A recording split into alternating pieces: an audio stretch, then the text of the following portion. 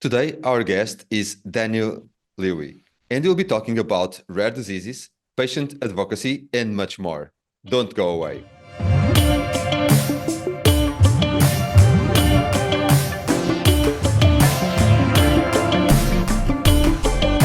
O maior evento para os profissionais da indústria farmacêutica em Portugal é já no dia 6 de junho, em Lisboa. Ricardo Batista Leite e Daniel Guedelha são os keynote speakers de um dia que promete muitas surpresas. Todas as informações e inscrições em www.rethinkingpharma.pt. Welcome to this episode of the Cruzamento Podcast.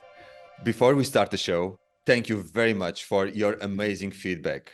Please continue to share your thoughts, and if you enjoy our content, also consider giving us a 5-star rating on Spotify, YouTube, or Apple Podcast.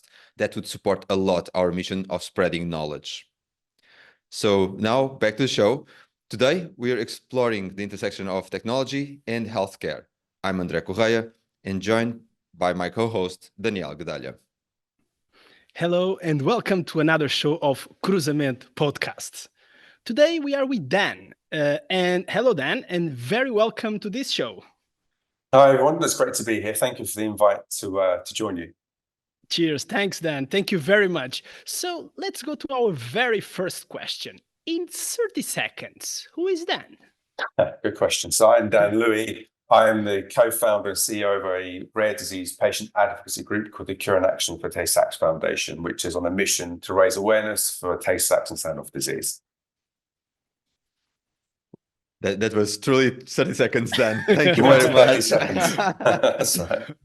Given your involvement in advocating for rare diseases and your role in CATS Foundation, could you provide more details about the charity you are running and its mission in addressing rare diseases? Yeah, of course. So the CATS Foundation is a rare disease advocacy group set up back in 2011 when my eldest daughter, Emily, was diagnosed with Tay-Sachs disease. At the time, there was no charity in the UK or actually throughout Europe providing any support, research or information. So you kind of got a diagnosis and you were sent home. And Tay-Sachs is a very cruel disease because it robs someone of the ability to function independently. As sadly, people impacted by the infantile, the juvenile form pass away very early on in life. So what we did was we set up to really drive forward support. So you'd walk out of diagnosis with information actually about what the disease was, which was sadly lacking when Emily was diagnosed, but then to really look into the research and to see what we could do to drive forward potential clinical studies, engage with pharma, bring the clinicians together to get everyone on the same page, because we realized that we needed to really keep this movement happening of finding a potential treatment for Tay-Sachs and Sanofi disease, which is another similar condition. So that was kind of how we've evolved over time. And our mission is to really stay to its core, which is support. We want families to come out of a diagnosis knowing they have a support network around them, but also to be aware that we're working really, really hard in the background, driving forward that research to potentially find a treatment for this disease. Yeah, and you mentioned to gather people around the table, and data is very important, especially in rare diseases, and understanding the complexities of gathering data for these rare diseases. What are, in your view, Dan, the main challenges you encounter when collecting data, and how do these challenges impact your initiatives? No, really good question, because my experience, you could imagine it's been over kind of 12 years now. I've really seen a shift in how people, one, are willing to give data, and then two, how that data is used. And when I say giving data, I'm not just talking about it from the patient perspective or the family perspective. I'm talking about it from the clinician perspective and industry perspective as well, where there's that willingness to share, to drive forward research and drive forward kind of treatment options. So what I've really seen in terms of work that we've done at CATS Foundation is to get that collaborative kind of movement, to get everyone working together, not to see each other as competition, but to actually say, you know, if we work together, we can advance things such as natural history. Because as you all know, natural history is the key, the very early stages, but everyone does the same thing, like, right, we need to run a natural history study. Do you have patients? And they come to us and what? We've been participating in 3 of these studies. We actually need to look at it. Can we do something unified as a group that everyone can use that data, because it saves so much time and effort and then burden on the patient community, because they're not contributing bits of data, all these different studies. That's something that I've seen as a big shift.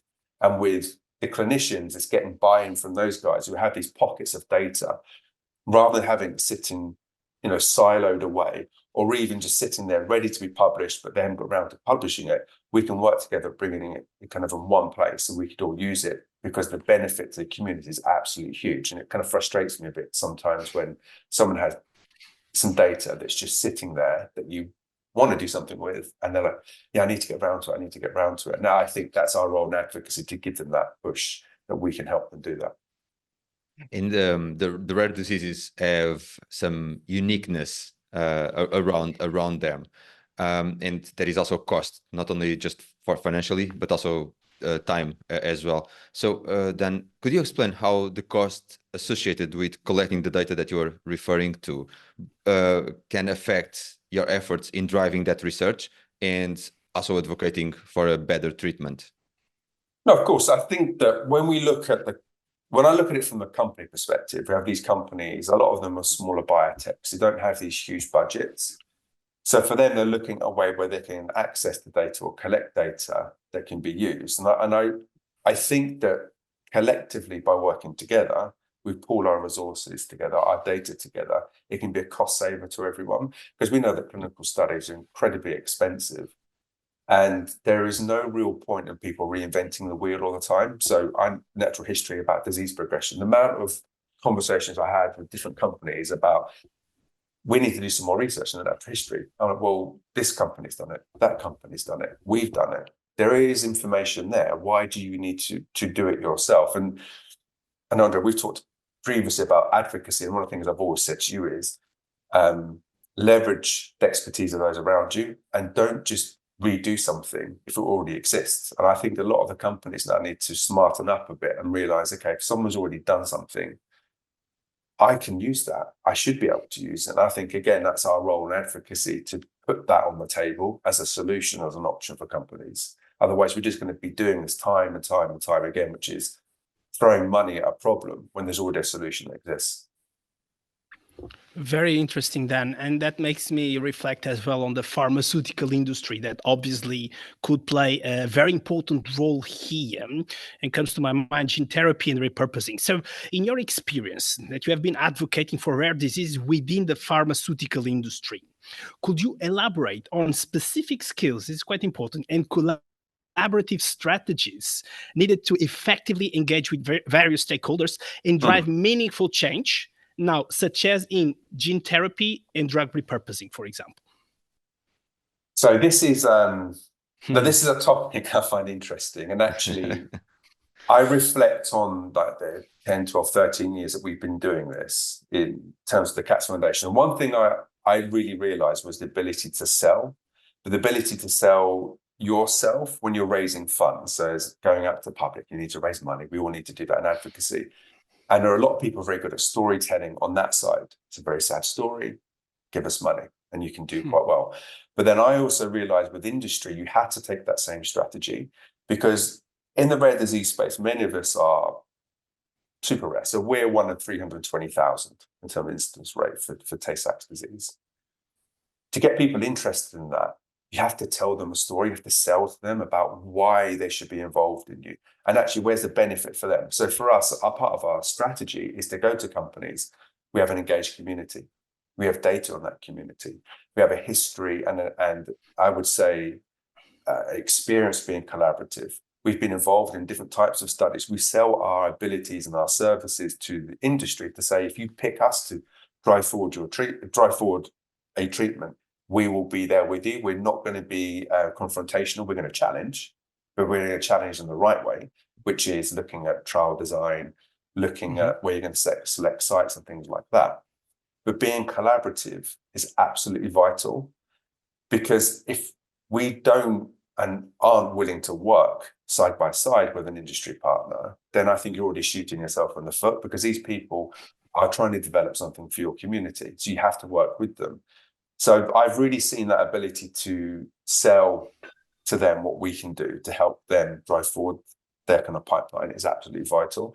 And we've seen successes, we've seen failures. I think you learn a lot from where you've had failures, so you don't make the same mistake again. But what I've really noticed is that you can really speed this stuff up by working hand in hand with your industry partners, but also very clearly at the beginning setting these guidelines about this is your role and this is what you can provide. I'm not going to step on your science, but I'm going to step on you when it comes to trial design, endpoint selection, engagement strategies, because that's where we have the experience and that's what we can bring to the table. And then can you just repeat those ones? So the engagement strategy. So which are the ones that you will say? So it's important. Our contribution will be in this, and that. So you just told them now. Just to repeat. Yeah. So I would say endpoint selection, trial design, and engagement strategies, and even site selection. And I would go as far as to say to be involved not late on in that process when you're looking at the phase 1, phase 2. That's where this engagement should be happening. And that's where you can build that relationship. Because again, Andre, we talked about this before in the past, it's trust. So for us to work with an industry partner who comes in and goes, right, we're running a phase 3 or a phase 4 in your disease. Too late. Who are you? There is no trust. Yeah. So if you're involved at the very beginning, you build this relationship, because it is relationship driven. And then there's a real element that you've been involved in that process, your community's been involved, and then you get much better buy-in. And there is also this, and maybe I'm going to be a bit provocative here, Dan, but I really would like to hear your thoughts about this, because there is the rhetoric around patient well-being coming from the industry, and specifically from the pharmaceutical industry. And you are talking about these strategies that, as a patient advocate, you can use to collaborate. How do you ensure that the companies on their end kind of translates the tangible actions into that, so that the patients can recoup the benefits of such collaboration and such strategy? No, it's a super question. I tell you why, because what I've seen is buzzwords, patient centricity, patient this, patient that, which sound really good for the first 2 years. And after 3, 4, 5 years, everyone's like, another patient centricity conference, another patient centricity webinar. We're all a bit bored of it. My whole thing is based on trust. We have trust with our community, and our community has trust with us, that we are always driving forward the right relationships, working with the right people. So for us to work with a company, we have to have that element of trust, and they have that element of trust with us as well. And once you build that, I really believe that you can have a really kind of fruitful relationship, but it doesn't happen overnight. There's lots of work that goes into it. But also from our side, I think from an advocacy perspective, we also have to not be naive to think it's a one-way street. We also need to work on that relationship. And when you do that, you actually end up being really involved in many parts of a study you may not have realized you'd be involved at the beginning. So when I first started in this world, endpoint selection, trial design, it's all, why would I want to be involved in that? But now I realize how vital it is. That's why we're continuously working with our industry partners to make sure that our view is heard and listened to as they're developing their studies. And I think you've mentioned something in one of our conversations as well, Dan, which is very important. Sometimes that conversation can start even if something is not going to happen immediately, right? But let's at least start the conversation and take it forward. Maybe the timing is not the right. Maybe there will be another opportunity, but the key thing is to start talking and to start having that trust being built upon on each one of the sides. Yeah, I've said to you before, like one of the things I do regularly, maybe once a month, is I just look at what's happening out there, the landscape, similar diseases, what companies doing and what molecule are they trying out, what mode of action they're actually looking at, are there any similarities? And then if I think there's an opportunity, just send an email. Takes you no time at all, send an email to introduce yourself. What you're doing is great in this disease area. We're from this community. Have you thought about a basket trial? Have you thought about having, another arm to your study? 90% of the time, I then get a reply. 5% of the time, I then get a reply saying no thanks. And then there's 1 or 2 who go, that's interesting, let's meet and have a conversation. And that's how you get things moving. And again, I look back to when we set CATS up in 2011, there's nothing happening. Okay.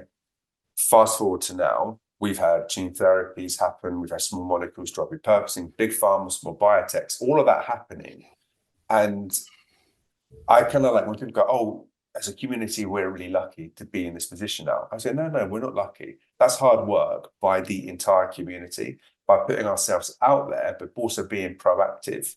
Rather than being static and waiting for people to come to us, we'd be going out to these companies, as I said before, selling ourselves to them as a good partner. And that's how you make things happen. Because again, I think one in 320,000, we shouldn't really have that many studies happening if you think in terms of how many diseases are out there. But we have, and that's all by the real hard work we've put in to drive these things forward. And that's really important. So the trust word, the win-win situation. And I wish that in some years, those numbers and percentages of feedback, they will turn around then. So yeah, so that you get the 90% feedback. And in fact, we were before talking about as well clinical trials and recognizing the importance of those, especially for rare diseases. Linking what you said before, could you elaborate on why transparency in trial design, endpoint selection, and enrollment is particularly crucial for advancing treatments in this field? Again, this is something I've been thinking about a lot in the last few years. The transparency is absolutely vital about a clinical trial. So a lot of the work we do at CATS, like many advocacies, we educate our community. What is a clinical trial? What does it actually mean to take part in one? What are your expectations? A lot of people, and again, I've been here, and I use the phrase regularly that desperate parents do desperate things. You have to educate them to be aware that if you're taking part in a clinical trial, it's a trial. No one knows what's going to happen. It could be successful. It could be unsuccessful. It could have a little impact. It could have zero impact. Educating people, making them aware of this is really important so they understand what they're signing up to, because then they know what they're entering into. And that transparency part from the company is this is what's involved in the study. And this whole kind of burden of impact on the patient, I'm totally on board with. We need to reduce burden on patients taking part in clinical studies, especially when I look at the young babies or young children. But, and I think this is a big but, we also need to be pragmatic that you can't jeopardize the success of a trial by not collecting the right information because you want to have minimal impact on patient. If you're taking part in a study and you have to do a lumbar puncture, every 6 months, there's a reason, okay? But that reason needs to be justified by the company. It can't be just, oh, we want to keep it because there's some bit of information, a bit of data we want to collect there. As long as it's directly impacting the study, you get buy-in from the patient community. And what I've really been seeing now is the challenging of assessments being done in a study. And the challenge from our perspective isn't why you're doing it, what you're going to get from it. And as long as that is explained, the community will buy into that. And again, with the rare diseases, this trial sometimes is part of the hope as well, because for most of them, there is no one drug that can actually solve the problem. There are maybe some that helps to increase the quality of life. But so one of the topics that we sometimes hear about then is this drug repurposing, and specifically within the context of the rare diseases, also knowing that developing a drug for a specific rare disease can be very costly given the total population. But what are the considerations involved in terms of toxicology assessments and the rapid execution of clinical trials that could maybe help here understanding a bit better this drug repurposing? Yes, so drug repurposing, I've seen it be very successful in many diseases out there, is where you have a drug that works in a different indication that tend to have good data, so they can bypass the early stages of a clinical study, maybe going to a 2 or a 3. What, from my experience and what we've seen, is that the challenge is, one, getting the rights to the drug so it can be tried in a new disease, but also then proving the impact it's had. So we look at it in terms of, if you're looking at symptomology, so you're managing a symptom and this drug can impact it, is how you can transfer the data that's been collected already over to the new indication, but also looking at the safety data. Is the safety data still good enough? Can it still be accepted when you're going to be in regulatory submissions? And actually, a lot of the time, those are the challenges that the companies face. Is the safety data good enough for this to accelerate this into human? And when they do, they can actually accelerate very quickly because they've done all of that preclinical work. There's no need to waste that. I say waste. There's no need to do that kind of 5-10 years of piece of work because it's already done. And all of a sudden, you have a potential treatment option that tends to slow down as it's moving to later phases. And I think a lot of that needs to be assessed, needs to be reviewed on a regulatory side, how they can speed it up. Because if you have this amazing drug that works in a different disease, managing a symptom, it should be relatively straightforward, I think, to bring it over to new indication. Yeah, and let me pick here on the word again, trusts, and linking that with drug repurposing and data. So, given the importance of data sharing for drug repurposing efforts, could you discuss, based on your experience then, the willingness of companies to share data for such initiatives? And most importantly, based on your experience, what are the factors that influence their level of cooperation? So trust comes to relationships, comes to actually bringing everyone together. And I've seen it more and more in different disease areas. I know, for example, Duchenne in the UK, the guys have been amazing at actually bringing all the companies together to have a conversation about data collection, endpoints, sharing data as well. But it all comes down to actually getting all the key people in a room to have that conversation, to be on board with the idea. I don't think you'll ever get anyone who will say, I don't think it's a good idea to share data with each other. I don't think you will, but you'll always get people challenging this information we've collected. We can't allow anyone else to use. You can embargo it maybe for 5 years, but there'll be natural history data you've collected that could be used. That could supplement someone else's work. The companies that we've worked with are very proactive at sharing, and they want to share. It's actually, where are they going to share it and how are they going to share it? And I think for many of us out there, it's working out how we can overcome that challenge. What is the right platform, for example, to contribute the data to? How can that data be contributed? And I think more importantly, how can it be harmonized? So you have data in one file format, collected data in a specific way. I don't know, different. We can't just throw it into a spreadsheet and go, there we are, data. It needs to be harmonized, it needs to be matched up. You need to look at, do you need a GUID or something? So you're not double counting people. Once that challenge, I think, is overcome, it'll be much easier. And I think a lot of work in the next few years will be on a platform approach that will allow companies to contribute where their data can be segregated off if it needs to be, but also ability to be used in an anonymized way. And we actually had a past episode where the guest mentions that maybe we have too much data. We just need to know how to use the best out of it. So, yeah, which is a very interesting topic. Yeah. No, I've heard that before from one of the companies we work with. They go, we've got so much data, I wouldn't even know where to begin to share. You're like, what are you collecting? I mean, it's good. And, I work for a rural evidence company. We will say all data is good data, but you need to know the right data. So how you can pick through it. And I think that's going to be key. And then I'd like to pivot a little bit here. And I mean, obviously, you are a great patient advocate, and you have been spending your time on this for a long time now. So drawing from your personal experience, could you share more about how it has shaped your advocacy work and efforts to drive forward the research in this field? Yeah, I think that when I entered the world, advocacy was changing, but it was also looking at how you could make real impact. So awareness, support, obviously very important. And looking at research again was very important, but making sure we do it in a sustainable way. So not go chasing after every project, but build those relationships with different companies.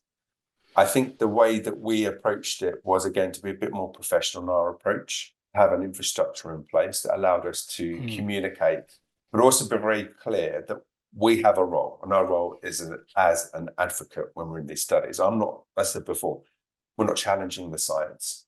I've got a PhD in biochemistry or whatever. They're the experts, but if you come to us and ask our opinion, about patient burden, for example, or an engagement strategy, we can give it. And I think that's really important. And the big shift I've now seen, and I see it more like a wind tunnel, that we're really proactive in ensuring that we get the opinions from our community outside of the usual people. So not those advocates or those people in our community are always willing to give an opinion and agree.